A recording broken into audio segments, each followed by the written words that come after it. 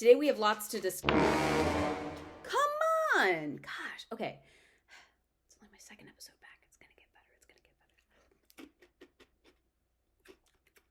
better. And in the meantime, that's not a bad consolation prize for messing up. Okay.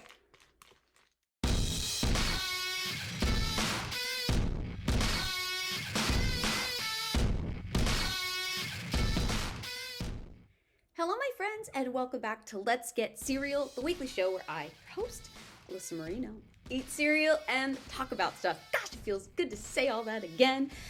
Today, we are dipping into, if you saw the grand triumphant return of Let's Get Cereal last week, you saw that Beta Scott sent me not one, but two Canadian cereals. So today, we are digging into some, drumroll please,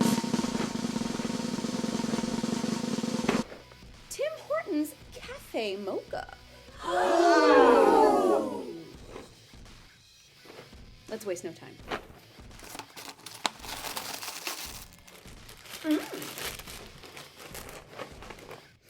Ooh, it smells a lot like... Now, I don't mean this in any kind of... I'm just going to say it. I'm just going to say what I'm going to say. It smells like when you over-roast coffee, but like in a good way. Trust the process. I am.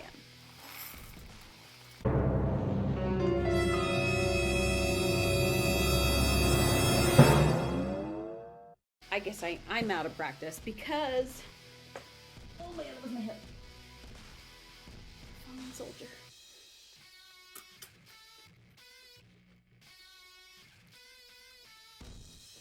Okay. The initial aroma was a little bit of like a burnt kind of aroma. The actual nugget itself, nice little sweetness to it. Okay, let's add some cashew milk and make it a party.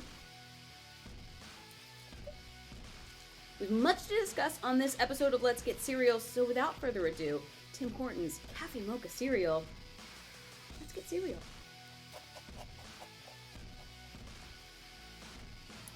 Like I said, a lot more sweetness to the taste than the scent just out of the box would lead one to believe.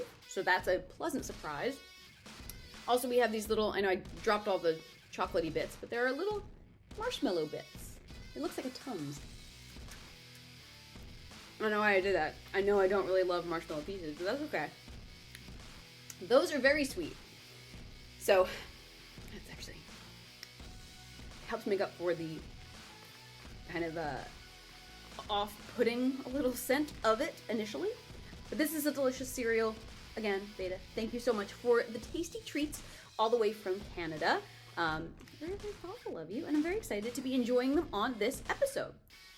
So this kind of works out with where I'm going with this episode today. Because what do we associate coffee with? I mean, if you're me, it's your fuel for the entire day. But if you're, probably somewhat of a normal person, you associate it with breakfast. You associate it with how you get your day started. What else do you associate with breakfast? You associate cereal. What else do you associate with breakfast?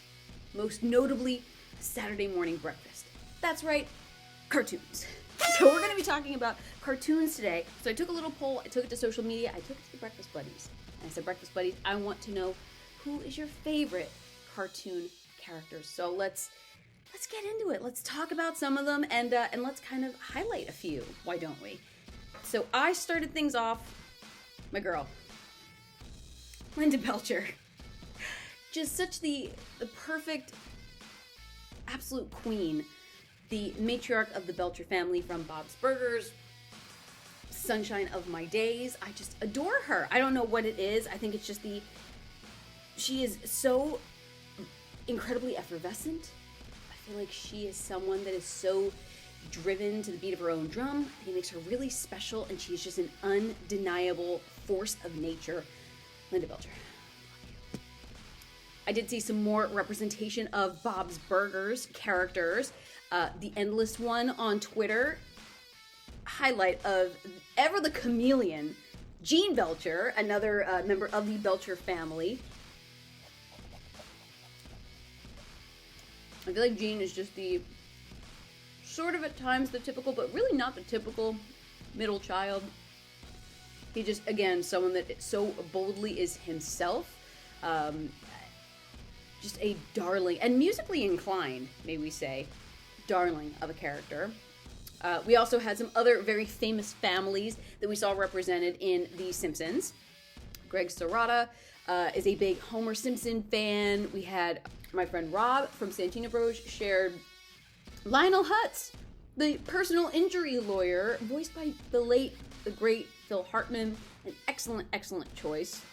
Ralph Wiggum, a big favorite of Billy from GPW, an excellent choice. I feel like you can't help but just kind of love Ralph. And he gives so many great one-liners that even if you don't really know The Simpsons, you know something that Ralph Wiggum has said, like, I accidentally glued my ear to my shoulder, or like something silly like that. That was probably a really bad Ralph Wiggum impression, so just ignore that. Fast forward through that part. Dave Scooby, obviously, big fan of Scooby-Doo, who was quite the connoisseur of running really fast and not getting anywhere until like a little bit of a delay. It's one of my favorite like tropes of cartoon comedy, and I think the Scooby Gang does it so well. Absolute classic. Aang from Last Airbender, favorite of West Coast pop. I feel like I didn't really get into it as much as I wanted to, but I remember watching a good deal of Last Airbender, and I just thought like the story and the art was just so beautiful. So thank you for sharing that, because I feel like that is something I would kind of like to peruse once more. Alliance Wrestling shared Chilly Willy, the cartoon penguin, who I remembered the name Chilly Willy and instantly thought that it was the mascot for Kid Cuisine from back in the 90s.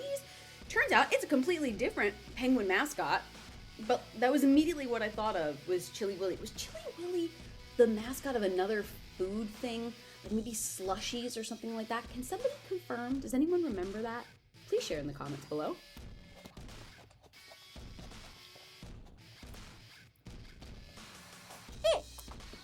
We had a lot of fans of course, the one, the only SpongeBob SquarePants.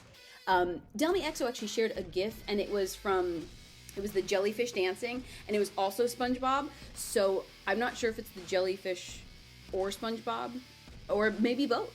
Delmy, that's okay. The God Queen can be a fan of any cartoon character that she would like. Let's see, Jordan Castle, my dear pal and broadcaster, Jordan Castle, shared SpongeBob as well, another SpongeBob fan. Also on our list, shared by Ref DM Stevens, Meatwad. From Aqua Teen Hunger Force, another one. I mean, I know we glossed over and we're going to just completely wipe from our memories my terrible Ralph Wiggum impression, but oh man, I used to do a mean Meatwad impression. I don't think I can do it anymore. Oh, I love Meatwad though. He's just so sweet. You just want to love and take care of Meatwad, because you feel like Meatwad has a good soul. Protect Meatwad at all costs.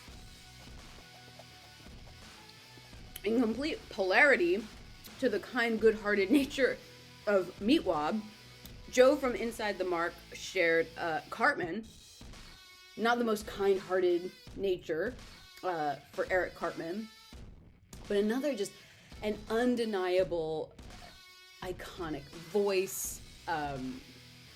I don't know how South Park gets away with half of the things they get away with, but geez, and I think the gif that Joe shared was the whatever, I do what I want, which was such another, I think it was supposed to be a ripoff of the Jerry Springer Show, which was another just 90s pop culture phenomenon. So it was like two of these quintessential vibes of the 90s in one gif. It really spoke to me on a lot of levels as a 90s child growing up. Ayla shared such a fantastic character, Susie Carmichael from the Rugrats. I loved Susie as just, I feel like she was always such a force for good.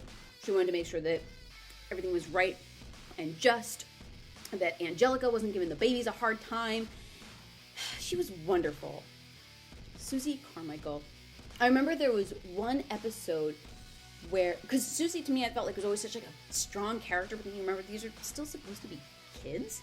So I think there was one episode where something happened and she started crying, and it's like so disarming because no, this is Susie. Like Susie has everything under control, but man, even the toughest of us, there's a vulnerability. And we see all sides of Susie Carmichael. Ayla, thank you for sharing. It's a great, great character. At Tyler from NH on Twitter shared Skeletor. Again,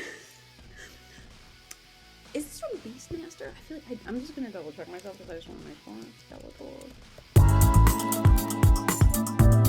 Skeletor. Masters of the Universe. Okay, in 1980s cartoons, so I was born toward the very back end of the 80s, so it wasn't something that I really was privy to, but a very iconic look. Certainly knew it was Skeletor right away. Maybe that is something like Last Airbender that I might want to dig into and peruse a little bit more. I feel like that is definitely has a really big cult following too. So there were actually a couple shares of people's favorite characters that I had to do a little bit more extensive research on. So one of them, shared by @LMightyQuinn on Twitter, the GIF was a guy with a goatee and a shirt that said jerk. He's punching the air. After some very extensive research, where I think that my search bar said cartoon guy goatee jerk shirt, made it work. I found out that that was Dan from Dan Versus, which was, I guess, kind of the mid 2000s, like the 2011 to 2013 range. Just about kind of an angry, easily annoyed, short-tempered guy who's just plotting revenge, and hilarity ensues. So a little bit more of a kind of dark comedy, it seems, but awesome choice. Not very familiar with this character, but thank you for sharing. And then we also saw, okay, so this one was from a Japanese manga series, Crayon Shinchan.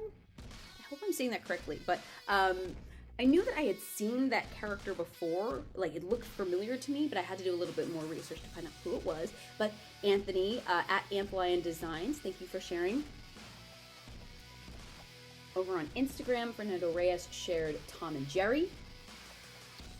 Also have on Instagram at AnalogKid91, Bugs Bunny. Also a big fan of Bugs Bunny, my dad. I asked my dad who his favorite cartoon character was. I was like, hey, you can take a little bit of time. It's okay, you know, just don't think about it right now. He's like, no, I know. I know who it is. And it's Bugs Bunny. Love that. I love the confidence. Didn't even really need to think about it. That's absolutely fantastic. Andy Brown, dear sweet love of my life, Andy Brown, could not pick a favorite, so he decided to choose both Mordecai and Rigby from Regular Show. I had not actually watched a lot of Regular Show before Andy introduced me to it, so I'm a big fan. I absolutely love that he opened my eyes to such a silly, wonderful, wacky show. Easy digestible episodes, kind of their own little misadventures each time around. And overall, just really, really fun. So great picks for Andy as well. And my friends, as we're talking about all of this, I am at the tail end of my serial. So if I didn't get a chance to discuss your favorite cartoon character, I'm sorry. Please forgive me. And please remind me. Just if you can either comment below, you can share it on social media, but I want to hear from you because breakfast is the most important meal of the day. And a great way to start out your day is with silly, wonderful cartoon characters that hopefully make you smile. And something that makes me smile is when it's time to bottoms up.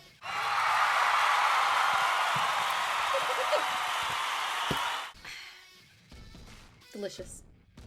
Again, Veda, thank you again for the Tim Hortons Cafe Mocha cereal.